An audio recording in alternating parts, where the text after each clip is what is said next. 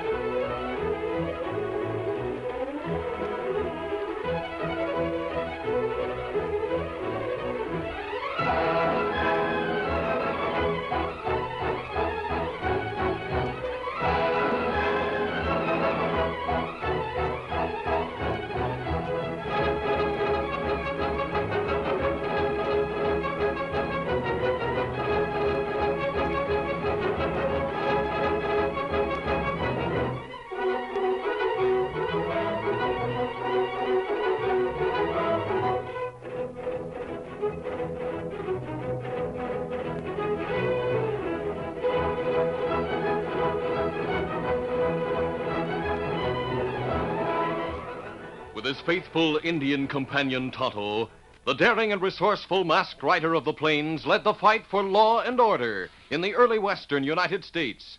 Nowhere in the pages of history can one find a greater champion of justice. Return with us now to those thrilling days of yesteryear. From out of the past come the thundering hoofbeats of the great horse Silver. The Lone Ranger rides again. Come on, Silver. Let's go, big fellow. Hi-Yo Silver! Away!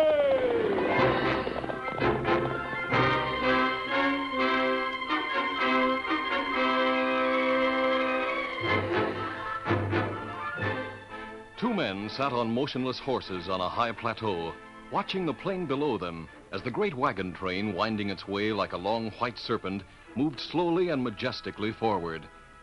From a distance, it gave no hint of the flapping, billowing canvas, the straining horses and the sweating men, of tempers worn thin by anxiety and constant inconveniences, such as broken harness, shattered wheels, or injured horses, of eyes bloodshot and weary from stinging dust and continual vigilance.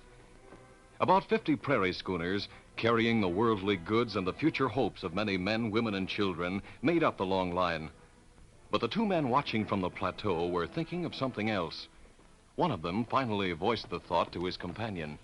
Me not savvy why wagon train not follow Butterfield Trail, Kimasabi. Them far south trail, bad Indian territory. I was thinking about the same thing, Tonto. A wagon train as large as that must have a guide, but no one who knows this country would bring them this way. That's right. I've noticed signs that indicate Indians have been around here recently. Me see plenty sign. We'll follow the wagon train a while, Tonto. By tomorrow afternoon, they should reach the Trinity River. Once across that, they'll be reasonably safe from attack. All right, let's get going. Come on, Silver. Get 'em up, Scout.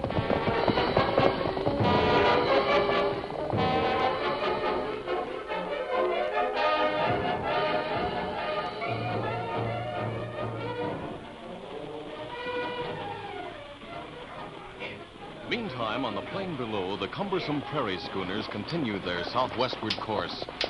Jed Banbury was a determined man, and as leader of the train, ever on the alert. He rode beside Monroe, the guide, at the head of the wagons. Monroe, you're the guide for this here wagon train. We've got to depend on you to get it safely through. But I don't mind telling you the men are mighty leery about this shortcut you recommended. A lot of them think we should have stuck to the Butterfield Trail. You hired me to guide this here wagon train, Jed, with the understanding that you'd abide by my decisions. This ain't the first train I've brought this way, you know. All I know is what you tell me. I'm held responsible for this train. We got women and children with us, and plenty of guns and ammunition and other stuff that redskins like to get hold of. Oh, stop worrying, Jed. Trouble with you is you listen too much to what others have to say. They got a right to have their say. They got themselves and their families to think about. Oh, swing them horses a little more to the left, Mary, and hurry them up a little. All right, Jed. Get up there. Get up. And I got my own wife and my boy up there to see to the lead wagon to think about, too. Jed, every wagon train that's come west is taking the same chances as you're taking. Yeah, I guess you're right, Monroe. Later this afternoon, we'll come to those low-lying hills that you see in the distance. I'll ride on ahead now and do some scouting. Meet you later, tell you where to stop for the night. Now keep to the course you've been following, Jed. Adios. Bye. Get up. Jed, I've been listening to your talk with Mr. Monroe. Are you really worried about having trouble with Indians? I'd be worried about that no matter which way we came, Mary, so don't let it bother you none. Just let me do the worrying. I reckon we can trust Monroe. Keep them horses moving along. All right. Get up there. Get up. Get up now. As long as he was in sight of the wagon train, Monroe rode ahead along the course the train was to follow. Finally, he went from their sight over a low rise. Then, swinging to the right, he urged his horse into a gallop. Yeah, come on. As he rode, he scanned the low hills ahead. Then he smiled with satisfaction as he saw a thin column of smoke rising from a low hilltop. The smoke column broke momentarily into puffs, then once again continued to stream steadily skyward. In another 15 minutes, Monroe reached the hill and approached two men who waited near a smoldering fire. One was a half-breed Indian, the other a rough-looking white man. Ho! Hi, Blackie. Howdy, Monroe. This is Breed, our go-between with Chief Big Hawk's tribe. Glad to meet you, Breed. Put out that fire. No use taking chance of someone in the wagon train spotting the smoke. All right. Scatter the fire, Breed. Me fix. Seem to be moving along right on schedule, Monroe. We've been getting reports of the train's progress from Big Hawk's scouts. Yeah, I've been keeping them moving right along. Had a bit of trouble getting them to swing down this way and leave the Butterfield Trail, but finally won out. They've been pretty nervous and jumpy ever since, though. You mean they're suspicious about you bringing them down this way? Oh, not exactly suspicious. They just figure that there's more of a chance of an Indian attack down this way. Yeah, they'll find out how right they are before long. Yeah. Got your gang ready in the hideout near the river? That's right. Now, be sure them wagons don't reach the Trinity early enough tomorrow afternoon to get across. Uh-huh. Fort Worth is on the other side and only about 30 miles down from where you aim to have them reach the river. I know that. I'll get them to camp for the night on this side of the river. Big Hawk and his braves can attack just as they start circling the wagons. I promised Big Hawk the Indians could have all the guns and ammunition in the train. But me and the gang will move in after to do the looting. There'll be plenty of money and other valuable stuff in that train for the gang to grab. How many men they get? About 70, I reckon. Rest are women and kids. Big Hawk has about 200 braves. I promised him all the firewater he wants, providing his braves take the guns and leave the rest for us. He agreed to that, so it's all set up. I'll send Breed to tell Big Hawk to set up. The Indians can sweep in on him from the plains, and the river will cut off any escape. Well, I better be getting back to the train now. Steady, fellow. I'll see you tomorrow after the attack. Adios. Adios. Get up.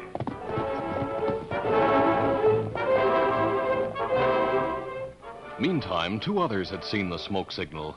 The Lone Ranger and Tonto had left the plateau, and after sighting the smoke signal, they rode to an adjacent hilltop and dismounted.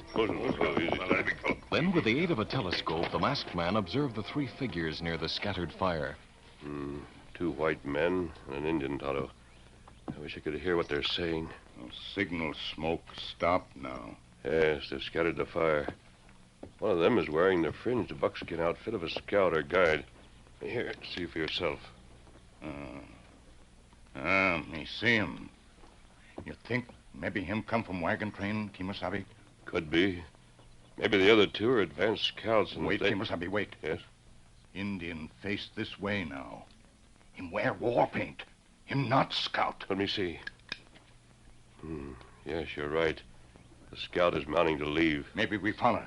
See if him from wagon train. Wait. He's riding away in the direction of the plain. I'm sure he's with that wagon train. What I'm anxious to know is where the other two came from and why he met them. You think maybe them plot against wagon train? It's possible. They're riding away now and in different directions. Let's go over there to that hill and pick up their trails. I'll follow the white man and you follow the Indian. We'll meet here at sundown. Easy, steady, big fella. Easy, Scout, easy, fella. Come on, Silver. Get him on scout.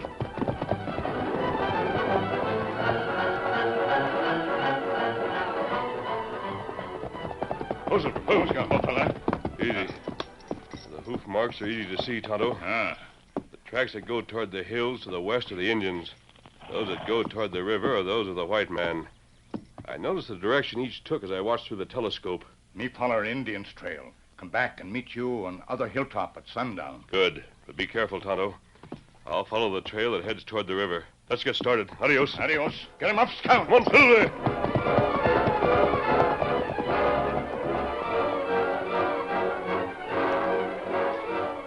As the Lone Ranger moved along the route taken by the outlaw leader Blackie, the trail passed between two low hills. Over the ridge of one of the hills, a pair of sinister eyes watched the masked man pass. Then, as the great white stallion and his rider disappeared from view over the next rise, a Comanche Indian in war paint rose from behind the sagebrush on the hilltop. A short time later, signal smoke puffed to the skies, sending a silent message ahead. Not long after, Blackie the outlaw pulled to a halt as three silent figures blocked his path. Whoa there, whoa there. Blackie had pulled rein about 50 feet from the waiting intruders. They were Indians on ponies, and the outlaw's hand rested on his gun as he waited for a hostile move. Then, raising their hands in a sign of peace, the three Indians rode toward him.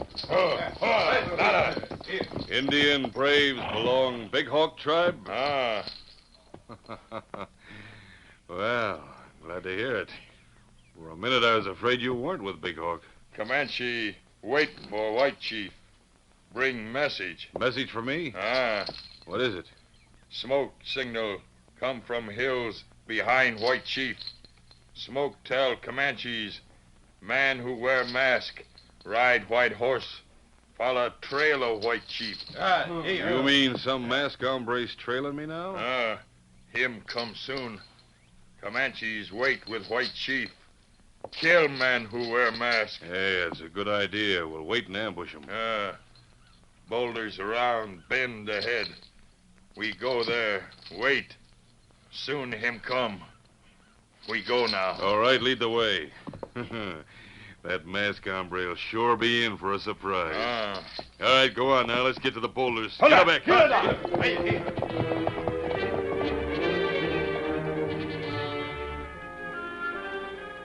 A short time later, the Lone Ranger rode along Blackie's trail. When the masked rider of the plains reached the place where Blackie had stopped a short time before, he scrutinized the ground carefully, then reined to a stop. Seems that three other horsemen joined that man here. Three who rode unshod horses. Probably Indians. I'll have a clear trail to follow now. Come on, Silver. Once more, the Lone Ranger moved forward. His keen eyes told him that the trail was quite fresh, and he rode leisurely so that he wouldn't get too close to those he was following.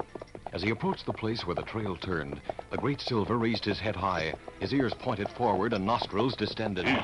The masked man pulled Silver to a halt. As the Lone Ranger watched, the intelligent horse stood a moment with nose held high. The slight breeze blowing down trail toward them had brought the scent of men and horses, the scent of danger, and Silver used the only means of communication he could to warn his master. The big white stallion softly pawed the ground, then whinnied softly. Danger ahead, huh, fella? Easy, Silver. The Lone Ranger dismounted, then walked cautiously forward until he caught a glimpse of the big boulders just around the bend. He stood and, shielded by the sagebrush, peered steadily at the boulders for a moment. His keen eyes caught the slight flutter of the top of a feather. Indians waiting in ambush. Somehow they discovered I was following. Retracing his steps, the Lone Ranger went back to Silver and mounted. Easy, fella, easy. We'll go off to the side and try to approach those boulders from another direction to take them by surprise. But just as he prepared to start, he heard definite indications that his presence had been discovered. Those Indians must have heard us. Here they come. No use trying to make a stand against them. Come on, Silver!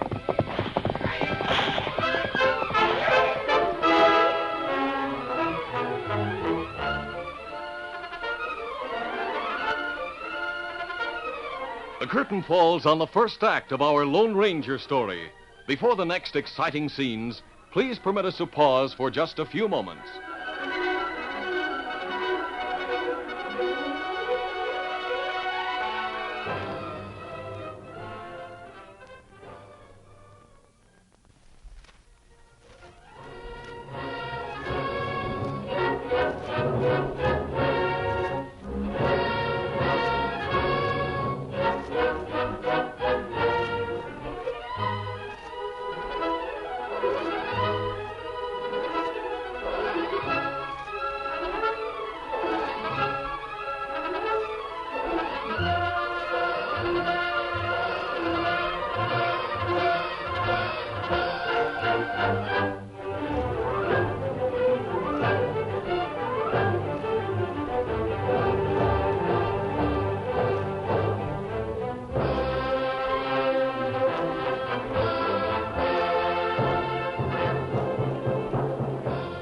now to continue our story.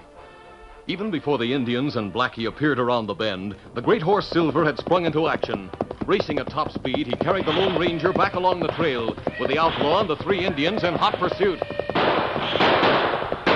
The Lone Ranger realized it was futile to make a stand against them at this time, since it was possible others might be in the vicinity. He swung off into the low-lying hills and urged Silver to greater speed in hopes of outrunning his pursuers. Faster, big fellow, faster. Come on, Silver. For some time, Silver raced onward without slackening his pace, until finally the Lone Ranger decided he had lost Blackie and the Indians.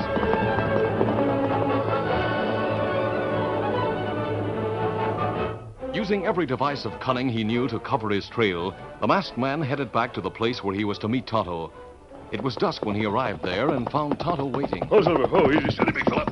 Aye, Kimasabi. Aye. You ride hard. Ride long time. Yes. I almost rode into an ambush while following that white man. He met some Indians, but Silver warned me in time. I intended to sneak up on them, but they discovered I was there. It better you not try to fight 'em. I'm sure now the wagon train's in danger. That right. Me follow Indian from Hilltop. Him go to valley where plenty Comanche braves gather. Comanches, huh? Ah. Them have on war paint. Do war dance. That scout from the wagon train must be in on the plot. Maybe they plan to attack the pioneers after they've circled the wagons for the night. No, Kimasabi. Me not think that. No? Why not? Well, me wait and watch near valley. After dance, Comanches mount ponies, move through valley to river. That means they'll wait until the train reaches the banks of the Trinity River tomorrow afternoon. And that's what me think, Kimasabi. Tonto, there's only one thing to do. If one of us can get through and across the river, the troopers could be brought from Fort Worth. Well, me go. Me Indian. Maybe get through better than masked man. If the Comanches caught you, Tonto, they'd kill you. Well, me go. You watch wagon train. All right, Tonto. You have a long and treacherous journey ahead of you, but you must get through. Well, me try. I'll try to warn the wagon train. You better leave right now. Me go now. Adios, Kimasabi. Adios. Get him up, Scout.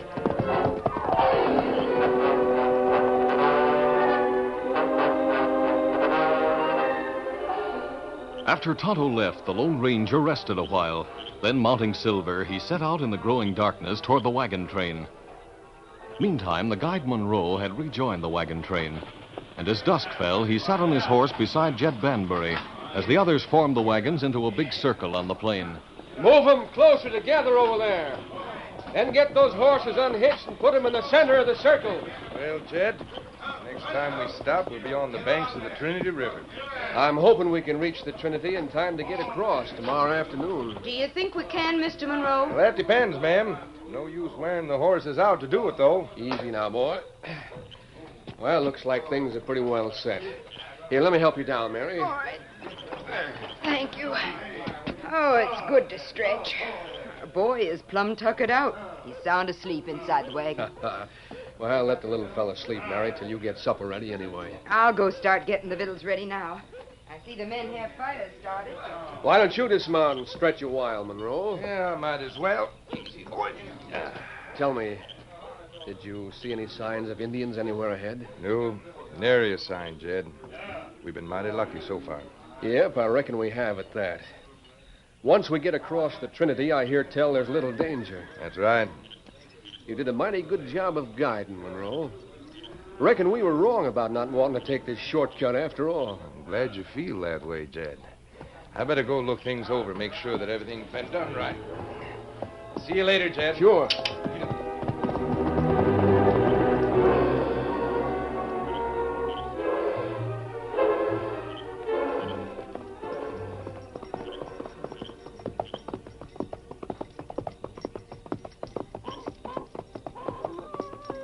It was midnight and very dark when the Lone Ranger rode cautiously across the prairie toward the encircled wagons. He planned his approach so that the wind was coming from the wagon train toward him, so as to eliminate the possibility of dogs in the wagon encampment or any of the horses catching the scent of him and Silver and becoming restless. Finally, when he was as close as he dared to ride, he dismounted. Oh, Silver. Oh, easy, steady. And leaving Silver ground hitched, moved forward on foot. He hoped in some way to locate the lead wagon and warn the leader about the hostile Indians ahead. The dim glow of a lantern filtering through the canvas of one of the wagons attracted his attention, and he silently moved up alongside. Jed and Monroe were talking inside the wagon. Now, if we start at dawn, Monroe, we ought to be able to reach the Trinity in the early afternoon. Don't you think? Jed, like I said before, best thing to do is to plan to camp for the night on this side of the river. Horses will be too tired to attempt getting the wagons across when we reach there. Doggone it, I'll feel much safer if we do get across. There's no need to be jumpy about Indians now, Jed. I told you I rode on ahead this afternoon. There wasn't any sign of them anywhere. That must be the scout we saw on that hill. Well, I guess your advice has got us through this far, so no use in not following it further. Please, Jed, put out that lantern so they can get some sleep. All right, Mary. Monroe and I'll go check things. Come on, Monroe. I'll carry the lantern with me. Right. As the two men started to leave the covered wagon, the Lone Ranger crouched down in the shadows. His first impulse was to face them and let Jed know Monroe was lying. Then he changed his mind. Well, everything seems to be quiet. Yeah. It's a plenty dark night. I reckon the guards are on their toes. Look, I'll circle to the right, you circle to the left and check on them. Yep. I'll see you shortly, Jed. Right. As Jed, holding the lantern, turned to leave, a low voice behind him halted him in his tracks. Wait a minute, Jed. What the... A mask on, Go for your gun and talk low. All right. You got the drop on me. What's this all about? I came as a friend, Jed. Are you the leader of the wagon train? Yes? I heard you talking in the wagon. The man with you was lying. There are hostile Indians ahead, plenty of them, and he knows it. I suspect he's in on a plan to trap you. I don't believe you. You come here to rob us, but you won't get away with it. Help! Help, everybody, help! You'll find out I spoke the truth. Hey, come back, I'll gun you!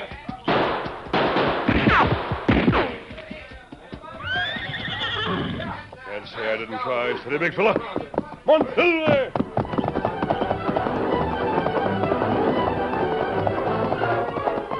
All that night, under cover of the darkness, the Lone Ranger rode toward the river.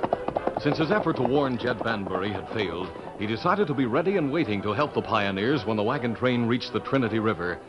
He arrived at the river at dawn, and finding a place of concealment near the riverbank, he prepared to rest and wait. The afternoon came, and from his hiding place, the masked man scanned the countryside. Everything seemed peaceful, but knowing the ways of Indians, he felt sure that the low-lying hills along the river held danger for the train. At last he heard the heavy prairie schooners approaching, and he watched tensely as they reached the large clearing at the river and started in a large circle. As the last wagon came into view and before the circle was completed, the nearby hill suddenly became alive with howling, frenzied savages as they came down the hillside on their ponies. The Lone Ranger quickly mounted Silver and raced toward the wagon. Come on, through there!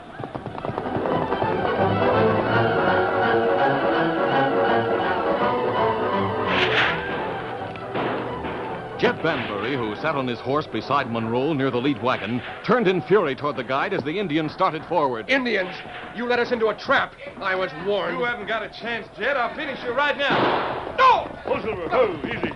Saw him go for his gun. The masked man, you saved me from his bullet. I should have listened to you. No time for talking now. Finish circling the wagons, quick. Pull up those wagons. Get them in a circle, quick! Put out that fire. Watch for flaming arrows. One, Silver. Swinging wide, the Comanches circled the wagon train, gradually coming closer and closer. The pioneers, rallied by the commanding voice of the masked man and the shouted orders from Jed, fought back desperately in spite of the fact they were greatly outnumbered. The Lone Ranger seemed to be everywhere at once, inspiring confidence in not only the men, but in the women, who huddled behind the wagons to reload the guns as fast as they were fired. There's hundreds of them. We haven't got a chance. Don't give up. Keep fighting. Arrows flew thick and fast, and more wagons burst into flame. For a moment, the Lone Ranger thought of Tonto, and he tried to rid himself of the idea that his brave Indian companion had fallen victim to the Comanches as he tried to get through to Fort Worth. If he had reached the fort, he should have been back before now with the troopers. There was no time now for grief or regrets, and once more the Lone Ranger put his mind to holding off the Comanches. Then he heard it, the sound of a distant bugle. And then he saw the troopers riding hard down along the river. They must have crossed up above here. They're on this side.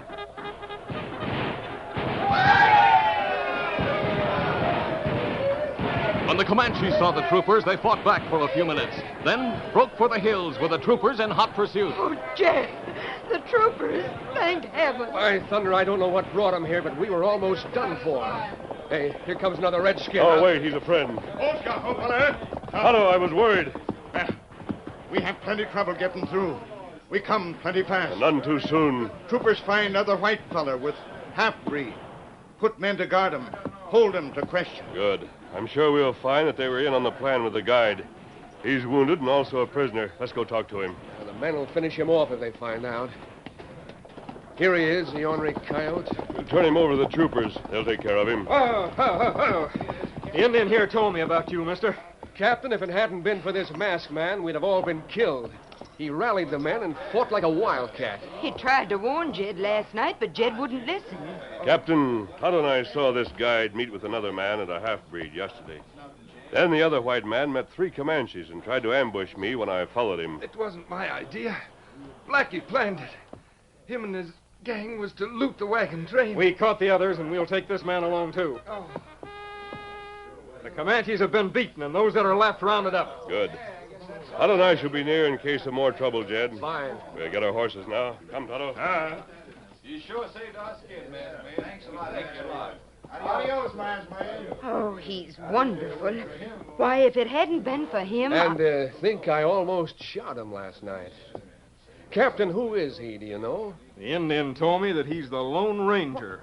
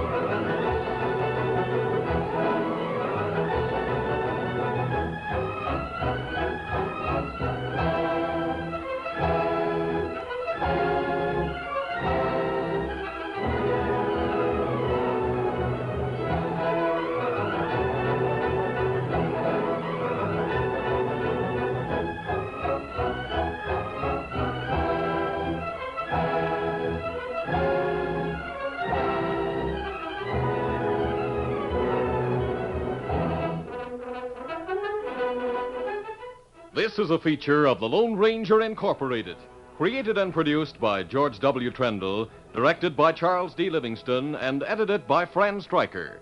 The part of the Lone Ranger is played by Brace Beamer.